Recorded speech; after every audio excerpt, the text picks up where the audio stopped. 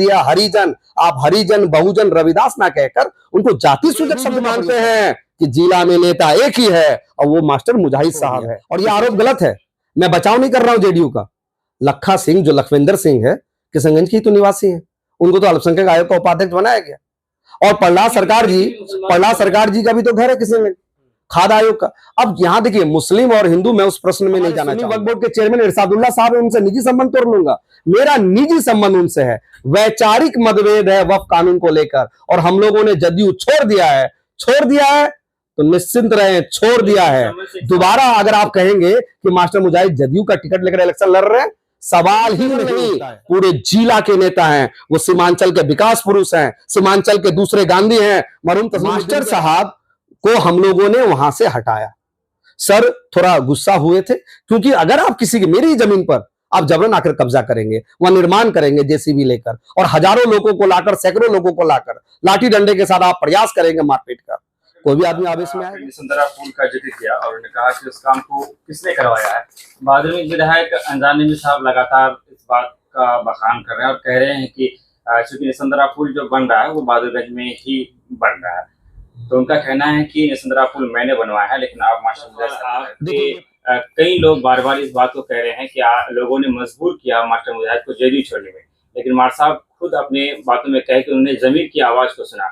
तो यहाँ पर क्लियर कीजिए कि मजबूरी में जेडीयू छोड़े हैं या फिर वक्त के लिए। पहला कदम मैंने बताया, एज ए कार्यकर्ता, एज ए मुजाहिदवादी, हम लोग मानहानि का केस कर रहे हैं व्यवहार न्यायालय सिविल कोर्ट किशनगंज में। 5 करोड़ रुपए का मानहानि का केस करेंगे हम लोग। माननीय विधायक प्रतिनिधि प्रलोभन दूसरे दलों की तरफ से आया कि आप सांसद का टिकट ले लीजिए, आप विधानसभा का टिकट ले लीजिए, आप दूसरे तस्लीमुद्दीन है किशनगंज के, आप दूसरे गांधी, आप ब्रांड हैं, लेकिन उसके बावजूद हम लोगों ने नैतिकता से समझौता नहीं किया। तो राजद या और नेताओं से बनिस्बत वो जो है गुलदस्ता लेकर जेडीयू नेताओं के जो है केबिन में ज्यादा पहुंच रहे हैं, तो लोग ये भी कह रहे हैं कि ये पार्टी छोड़ना दिखावा भी सकता है। बहुसंख्यक जनता मास्टर साहब को अगर कहती है कि एमआईएम की तरफ जाइए, हम लोग एमआईएम की तरफ जाएंगे। बहुसंख्यक जनता कहती है जनसुराज की तरफ जाइए, हम लोग जनसुराज की तरफ जाएंगे। बहुसंख्यक जनता कहती है राजद की तरफ जाइए, हम लोग राजद की तरफ। आपने निजी संबंध का जिक्र किया कि निजी संबंध कारण हम जाते हैं, तो निजी मास्टर मुजाहिद आलम का निजी संबंध माननीय मुख्यमंत्री बिहार से भी काफी बेहतर रहा, तो क्या वो निजी संबंध आज भी बरकरार है? समय ऐसा भी आया जब से घोषणा मात्र बाकी था एमआईएम ज्वाइन करने के लिए, बीच में बात नहीं बनी, एमआईएम ने साथ नहीं लिया या फिर मास्टर साहब को जाना नहीं। मुझे लगता है कि हमारे रमीज रजा भाई और गगन टॉप जो चैनल है, उनका सूत्र मास्टर मुजाहिद और मुझसे भी ज्यादा मजबूत है। जो बातें मास्टर मुजाहिद के नॉलेज में नहीं है, जो मेरे नॉलेज में नहीं है, वो आपके भी नॉलेज में है। तो आप प्रश्न नहीं पूछ रहे हैं, मुझे लग रहा है आप बता रहे हैं। ऐसा कुछ भी नहीं है भाईजान, हम लोग इस तरह अभी कहीं के लिए भी मन नहीं बनाए हैं। आप 36,000 वोट से हमारे नेता को हराए, एक ही बार काट का हांडी चढ़ता है। लोगों का जज्बात से एक ही का मामला आप लोगों ने सुना होगा, जो गुड़गांव में काम करते थे और 4 मंजिल से गिरकर उनका जो है बहुत जो उनको चोट लगी, और फिर 2 से 3 दिन बाद हम लोगों ने मानहानि का केस ठोका है ना। आपको जवाब देना होगा ना व्यवहार न्यायालय किशनगंज में। आप बताइए कौन? अच्छा, हमारे फेसबुक में फॉलोअर ज्यादा हैं, हमारे नेता जमीनी नेता रही है, वही विधायकी ना। जो आप ये समझिए आपको विधायकी कैसे मिली, खैरात में मिली। शुक्रिया अदा करिए ओवैसी साहब का, आपका शुक्रिया अदा कीजिए अख्तर का, जिनके खैरात पर और हम लोगों का वोट लेकर जीते, हमारे जज्बात को जगाकर एनआरसी और सीए के नाम पर। नहीं तो आप तो जिला परिषद 2 बार हारे थे। आपके परिवार के लोग तो मुखिया का चुनाव नहीं जीत पाए। मैं कंप्लीट कर लूं, आप काठा माठा में ही रहते हैं ना, वार्ड नंबर 11 में।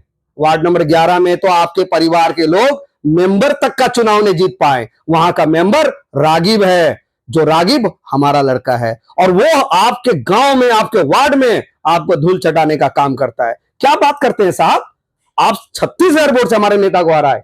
एक ही बार काट का हांडी चढ़ता है, लोगों का जज्बात से एक ही बार खेल सकते हैं। आप कितने बार हारे, कितना वोट लाया आपने कोजा दामन में? मुंह मत खुलवाइए, 5,000 वोट का रिकॉर्ड भी हमें याद है, और दोबारा आप जीत कर दिखाइए ना। आप किसके बारे में बात कर रहे हैं? मास्टर मुजाहिद के बारे में? मास्टर मुजाहिद के बारे में बात करने की भी आपकी हैसियत नहीं है। वो कोचा धामन के नेता नहीं है, वो पूरे जिला के नेता हैं। मैं मीडिया के बंधु को बताना चाहूंगा, पिछले 1.5-2 महीने से हम लोगों ने इस्तीफा दिया। जदयू पार्टी को हम लोगों ने छोड़ा। क्यों छोड़ा?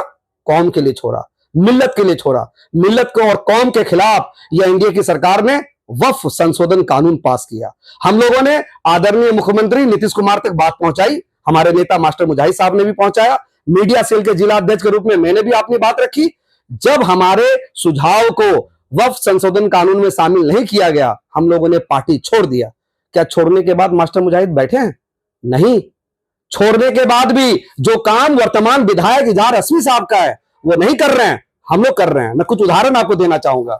आपको पता है अभी पानीपत में अज्जद रजा जो हमारे कोचा धामन का ही निवासी था, वो वहां पर काम करता था।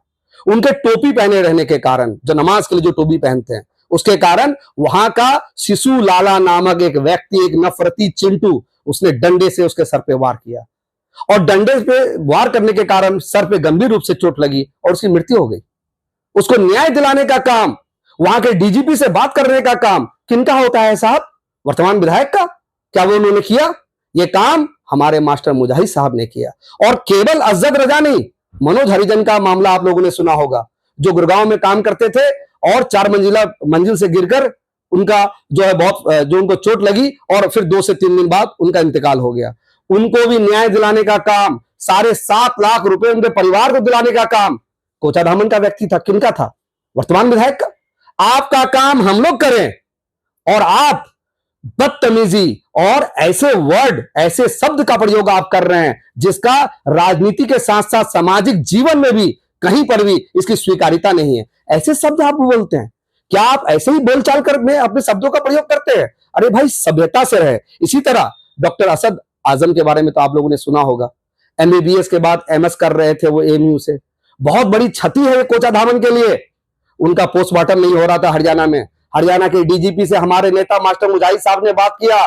पोस्टमार्टम में जो भी देरी हो रही थी, जो भी कागजी प्रक्रिया थी, उसको पूरा करके उनका डेड बॉडी आया और सुपुर्दे खाक हुआ कोचा धामन की जमीन में। इसी तरह आप लोगों ने सुना होगा मैनुल हक के बारे में, कोचा धामन का ही लड़का। दिल्ली पुलिस की स्पेशल सेल ने उनको गुड़गांव से केवल इसलिए उठा लिया कि वो बांग्लादेश के किसी व्यक्ति से बात कर रहे थे। मास्टर मुजाहिद को जैसे इसकी जानकारी उनके बड़े भाई ने दिया, उन्होंने स्पेशल सेल के अधिकारियों से बात किया और बात करने के बाद उनकी रिहाई करवाई। तो काम हम करें और आप काम करो नहीं। आप मुझे अपना काम तो बताइए। पिछले 5 सालों में माननीय विधायक ने क्या काम किया, मुझे दीजिए, रिपोर्ट कार्ड दीजिए। मैं एक किशनगंज का व्यक्ति होने के नाते मैं आपसे ये मांगता हूं, आप मुझे दीजिए। मैं ऑन कैमरा बोल रहा हूं। क्या विधायक जो निधि होता है, जिसके तहत लगभग 4 करोड़ रुपए सालाना विधायक को मिलते हैं, उस निधि के तहत कोचा धामन में क्या काम आपने किया, हमें बताइए। काम के नाम पर आपने सिर्फ एक ही चीज किया, दुबई से लेकर किशनगंज तक आप बिरयानी की दुकान खोल रहे हैं और हम किशनगंज के लोगों को बॉलीवुड स्टार से भेंट करा रहे हैं। कभी आप गुलशन ग्रोवर से, बैडमैन से भेंट करा रहे हैं, तो कभी हमारा भेंट आदित्य पंचोली से करा रहे हैं। क्या यही विकास है? क्या इसीलिए कोचा धामन के लोगों ने आपको वोट दिया? और आप क्या बोलते हैं साहब कि 9 महीने और 10 महीने का बच्चा, गर्भ की बात कर रहे हैं। ऐसी बातें, अमर्यादित बातें आप ऑन कैमरा मीडिया बंधु के सामने बोल रहे हैं कि बच्चा पाले कोई और जो है क्रेडिट कोई ले। आपके अंदर हिम्मत है? आप मुझे बताइए, ये जो हम लोग रुस्तम अली अल्पसंख्यक आवासीय विद्यालय जो आज बना है अल्पसंख्यक मंत्रालय की तरफ से, किन्होंने कोशिश की थी? किनके कोशिश के वजह से, किनके जद्दोजहद के वजह से ये आलीशान स्कूल बनकर तैयार है? मुझे बताइए गुड्डू आसिफ साहब, आप मुझे बताइए निसंद्रा में जो अभी पुल पास हुआ है, किनके जद्दोजहद की वजह से पास हुआ है? आप मुझे बताइए किशनगंज में जो इंजीनियरिंग कॉलेज खुला हुआ है, किनके जद्दोजहद की वजह से खुला है? और अभी फिर हमारे नेता अभी पटना में हैं, वो प्रयास कर रहे हैं कि कोचा धामन में जो शीतल नगर झील है उसको मधुबनी हाट की तरह सुरजापुरी हाट के रूप में एक पर्यटन स्थल बनाएंगे। तो प्रयास कौन कर रहे हैं? हमारे लिए पद में रहे ना रहे, जनता सर्वोपरि है। और मेरे नेता कोचा धामन के ही केवल नहीं, पूरे जिला के नेता हैं। वो सीमांचल के विकास पुरुष हैं, सीमांचल के दूसरे गांधी हैं। मरहूम तस्लीमुद्दीन के बाद विरोधी भी मानते हैं कि जिला में नेता एक ही है और वो मास्टर मुजाहिद साहब है। इसलिए जो बोलते हैं सोच समझ के लिए बोलिए और कानूनी कार्रवाई के लिए तैयार रहिए। आपके नेता पे कई आरोप लगे हैं, वक्फ की जमीन को धांधली करने का भी आरोप है, अंजुमन इस्लामिया चाहे हो या फिर उन्होंने वो उस समय जिसके बाद जिक्र किया आपने जो हॉस्टल बना उसके बारे में।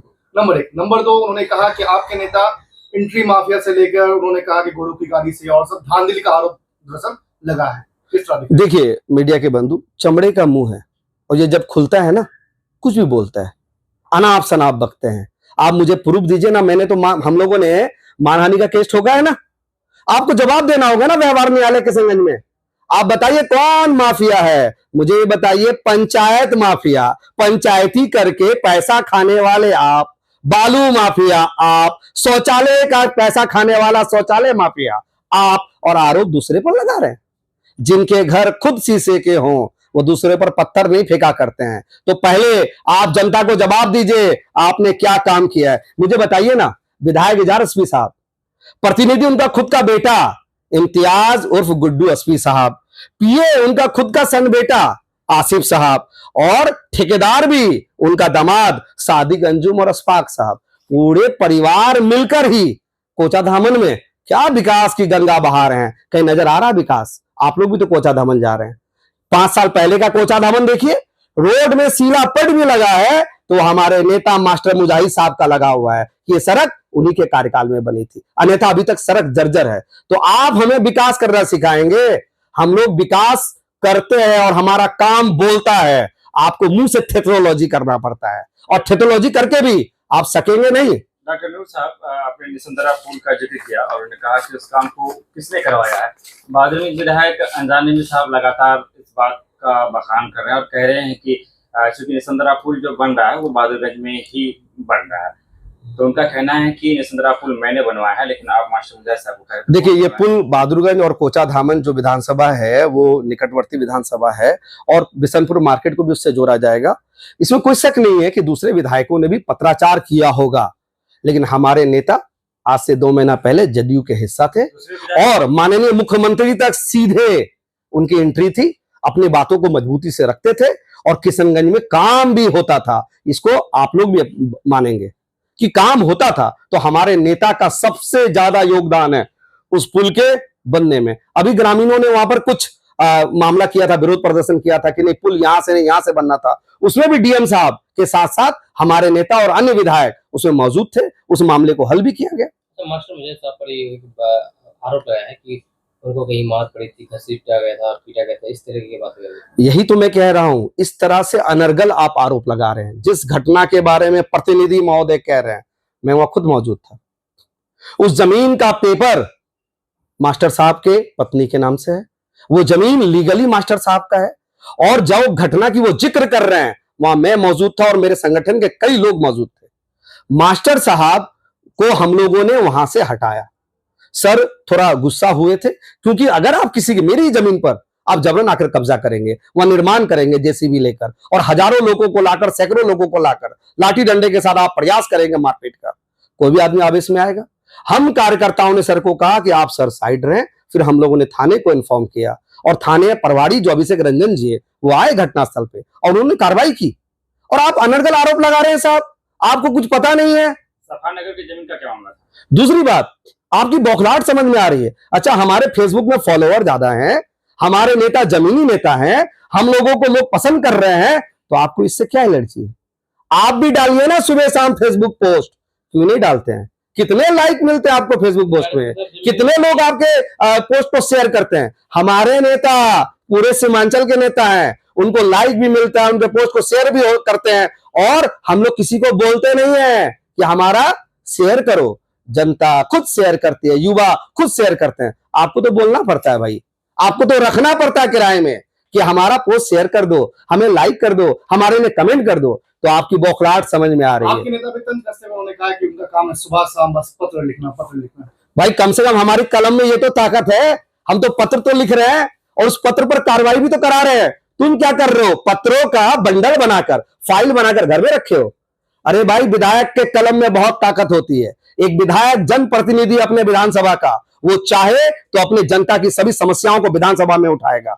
मुझे बताइए ना, माननीय विधायक एजाज एसपी साहब कितने बार विधानसभा में प्रश्न उठाए कोचा धामन के मामलों को लेकर, और आप इतिहास पलटकर देखिए, 2 बार मास्टर मुजाहिद साहब विधानसभा में पहुंचे, उन्होंने अपनी आवाज मुखरता के साथ उठाई, और केवल आवाज नहीं उठाई, जमीनी कामों को भी करवाया। सर, आपने अपनी बातों को रखने के दरमियान एक शब्द का इस्तेमाल किया है, जो शब्द कानूनी रूप से प्रतिबंध है, और वो भी जाति से शब्दों में आता है। देखिए, मैं यही कह रहा हूं, आप बहुजन समाज के लिए संविधान का मौलिक अधिकार का अनुच्छेद 17 आर्टिकल 17 जो इस देश में अनटचेबिलिटी, अस्पृश्यता को खत्म करता है। और संविधान 26 जनवरी 1950 से देश में लागू है। आर्टिकल कह रहा है कि किसी के लिए भी आप ऐसे टर्म का प्रयोग ना करेंगे जिससे कि छुआछूत को बढ़ावा मिलेगा। ऐसा कोई भी कार्य अपने शरीर से, अपनी वाणी से आप नहीं करेंगे जिससे कि किसी जो बहुजन समाज के व्यक्ति को ठेस पहुंचे। और उस व्यक्ति के लिए आप ऐसी कहावत उस समाज के लिए आप कर रहे हैं जिनसे उनके भावनाओं को ठेस पहुंचा है। उनके लिए टर्म है रविदास, उनके लिए टर्म है बहुजन, उनके लिए टर्म महात्मा गांधी ने दिया हरिजन। आप हरिजन, बहुजन, रविदास ना कहकर उनको जाति सूचक शब्द का प्रयोग कर रहे हैं। यह भी गंभीर आरोप है और मुझे लगता है कि उसके लिए SC/ST समाज है, वो अपनी कार्रवाई करेगी, वो अपनी लड़ाई लड़ेंगे, हम लोग उनके साथ हैं। कई आरोप प्रत्यारोप लगे, उसका आपने खंडन और जवाब भी दिया। अगर ये आरोप गलत है तो आपका अगला कदम क्या होगा? देखिए, हम लोगों का तो पहला कदम मैंने बताया, एज ए कार्यकर्ता, ऐसे मुजाहिदवादी, हम लोग मानहानि का केस कर रहे हैं व्यवहार न्यायालय सिविल कोर्ट किशनगंज में। 5 करोड़ रुपए का मानहानि का केस करेंगे हम लोग माननीय विधायक प्रतिनिधि के ऊपर, क्योंकि उन्होंने अनर्गल, तथ्यहीन, साक्ष्यहीन आरोप हमारे नेता पर लगाया है। और हमारे नेता एक ब्रांड है, मैं बार बार कह रहा हूं, वो कोचाधामन के पूर्व विधायक होने के साथ साथ पूरे जिला के और एक्टिव नेता हैं, जिनके लिए कहा जाता है 24/7 जनता के लिए खड़ा रहना। आपके नेता जिस मामले को लेकर के इस्तीफा दिया, पार्टी छोड़ा, वक्फ मामले, अब क्या कदम उठाया जा रहा है? आप देखिए मीडिया के बंधु, वक्फ के मामलों को तो भुनाया सबने, जितने भी यहाँ के विधायक प्रतिनिधि हो, वर्तमान हो, पूर्व हो, भावी प्रत्याशी हो, सबने भुनाया।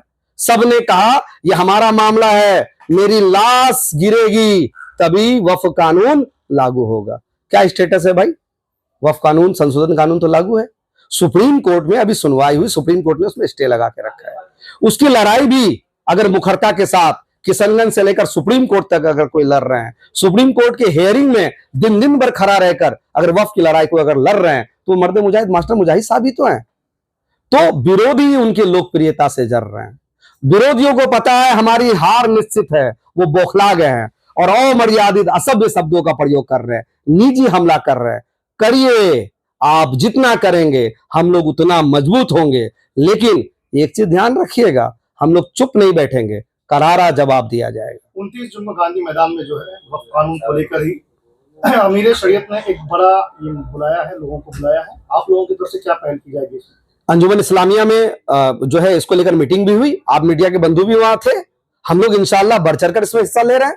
वक्फ की लड़ाई पूरे हिंदुस्तान में कहीं भी लड़ाई जाएगी, जली जाएगी, हमारे नेता उसमें बढ़ चढ़कर हिस्सा लेंगे। हम लोग वक्फ संशोधन कानून के खिलाफ हैं और इसी मुद्दे पर हम लोगों ने जदयू का दामन छोड़ा है। एक लंबे समय तक मास्टर मुजाहिद जदयू में बने रहे ईमानदार नेता के रूप में। मुझे एक चीज और बोलने दिया जाए, हम लोग राजनीति ईमानदारी से करते हैं।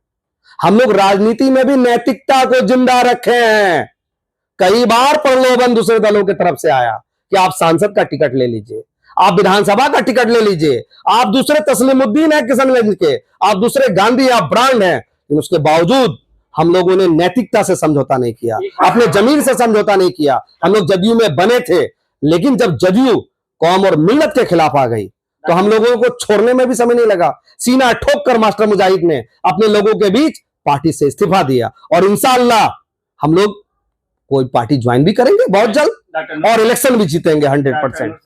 विधानसभा चुनाव नजदीक है, इसमें ढाई बिगाहे बातें हो रही है और जिस बात चूंकि जदयू का जिक्र आया कि जदयू को मास्टर मुजाहिद ने छोड़ दिया है, लेकिन आज भी लोग कह रहे हैं कि उनके बयानों में चाहे मीडिया से बात करते हुए या फिर मंचों से एक बार भी नीतीश कुमार या बिहार सरकार के खिलाफ अभी तक एक शब्द नहीं मिले। और आज भी जब वो पटना जा रहे हैं तो राजद या और नेताओं से बनिस्बत वो जो है गुलदस्ता लेकर जदयू नेताओं के जो है केबिन में ज्यादा पहुंच रहे हैं। तो लोग ये भी कह रहे हैं कि ये पार्टी छोड़ना दिखावा भी हो सकता है, अंदरूनी ताल्लुकात बनी हुई। अब मैं एकदम क्लियर कर देना चाहता हूं, बहुत बढ़िया प्रश्न है आप लोगों का। जिस दिन मास्टर मुजाहिद ने पार्टी से इस्तीफा दिया, उन्होंने उस दिन ही जदयू के खिलाफ उन्होंने बोला कि जदयू ने इस कानून का समर्थन किया लोकसभा में, इसलिए मैं पार्टी छोड़ रहा हूं, क्योंकि उस संगठन के साथ मैं 18 साल से जुड़ा था। लेकिन आज मुझे बहुत तकलीफ हुआ, दुख हुआ, मैंने पार्टी छोड़ा।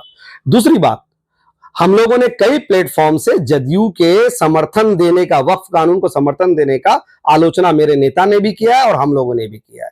जहां तक बात है प्रहलाद सरकार और सलीम परवेज साहब को जो मदरसा बोर्ड के चेयरमैन बने और खाद्य आयोग के चेयरमैन बने, भाई निजी संबंध भी कुछ होता है। हर जगह राजनीति को मत घुसेरिए। मेरा भी निजी संबंध प्रहलाद सर के साथ है। प्रहलाद सर से मेरा आत्मीय संबंध है। क्या पार्टी छोड़ने का मतलब यह है कि मैं प्रहलाद सर से अपना निजी संबंध तोड़ लूंगा, सलीम परवेज साहब से अपना निजी संबंध तोड़ लूंगा, जो हमारे सुन्नी वक्फ बोर्ड के चेयरमैन इरशादुल्लाह साहब है उनसे निजी संबंध तोड़ लूंगा? मेरा निजी संबंध उनसे है। वैचारिक मतभेद है वक्फ कानून को लेकर, और हम लोगों ने जदयू छोड़ दिया है तो निश्चिंत रहे, छोड़ दिया है। दोबारा अगर आप कहेंगे कि मास्टर मुजाहिद जदयू का टिकट लेकर इलेक्शन लड़ रहे हैं, सवाल ही नहीं उठता है। सवाल ये है कि जो अल्पसंख्यक आयोग बनाया गया, खाद्य आयोग बनाया गया, बहुत सारे आयोग बनाए गए, लेकिन सीमांचल के किसी भी मुसलमानों को उसमें हिस्सेदारी नहीं दी गई। देखिए, एक तरफ आप जो है कहेंगे मास्टर मुजाहिद जेडीयू छोड़ो, नहीं तो आपका गिरीबान पकड़ेंगे, मास्टर मुजाहिद मुर्दाबाद, नौशाद आलम मुर्दाबाद, और फिर आप ये भी अपेक्षा करेंगे कि अल्पसंख्यक आयोग में, आप मदरसा बोर्ड में, खाद्य आयोग में सीमांचल के लोगों को मौका मिले। कैसे मिलेगा भाई? जदयू का जो सबसे बड़ा चेहरा सीमांचल में थे वो कौन थे? मास्टर मुजाहिद साहब थे। इलाके के लोगों का ही तो काम हो रहा था, लेकिन फिर भी चलिए हम लोगों ने पार्टी छोड़ दिया, और यह आरोप गलत है। मैं बचाव नहीं कर रहा हूं जेडीयू का। लखा सिंह जो लखविंदर सिंह है, किशनगंज की तो निवासी है, उनको तो अल्पसंख्यक आयोग का उपाध्यक्ष बनाया गया। और प्रहलाद सरकार जी का भी तो घर है किशनगंज, खाद्य आयोग का। अब यहां देखिए, मुस्लिम और हिंदू, मैं उस प्रश्न में नहीं जाना चाहूंगा क्योंकि मैं जदयू का हिस्सा नहीं हूं, और मेरी नैतिकता कहती है कि अगर जदयू उनको शामिल किया नहीं किया वो अलग प्रश्न है। हाँ, शामिल किया जाना चाहिए था, लेकिन एक तरफ आप यहाँ के बड़े नेता को मजबूर करेंगे इस्तीफा देने के लिए, और मजबूर छोड़िए, उनकी भी अपनी नैतिकता थी, उनका भी अपना जमीर था कि वक्फ कानून गलत है और जदयू का समर्थन वक्फ कानून को लेकर गलत है। उन्होंने इस्तीफा दिया तो उन्होंने इस्तीफा दे दिया, और अब आप अपेक्षा ना करें कि जदयू फिर अब किशनगंज के लोगों को आयोग का मेंबर बनाएगी। डॉक्टर नूर साहब, यहाँ तो सवाल है एक ये कि आपने निजी संबंध का जिक्र किया कि निजी संबंध का कारण हम चाहते हैं, तो निजी मास्टर मुजाहिद आलम का निजी संबंध माननीय मुख्यमंत्री बिहार से भी काफी बेहतर रहा, तो क्या वो निजी संबंध आज भी बरकरार है? पहला सवाल।